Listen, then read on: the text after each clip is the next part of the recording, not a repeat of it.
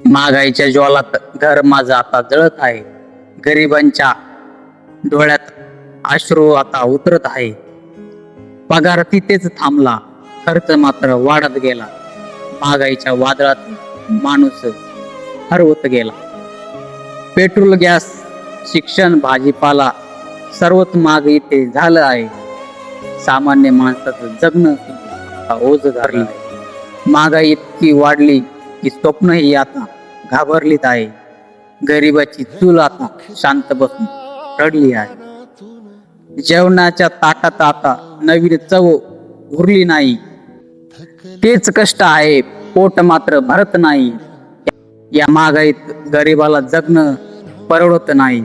राजकारणाच्या भाषणात विकास दिसतोय, पण बाजारात गरीब रोज हरवलेला दिसतोय. आजचे दिन या गोष्टी अजूनही सुरूच आहे. सामान्य माणसाच्या खिशात कायम वारच फिरत आहे.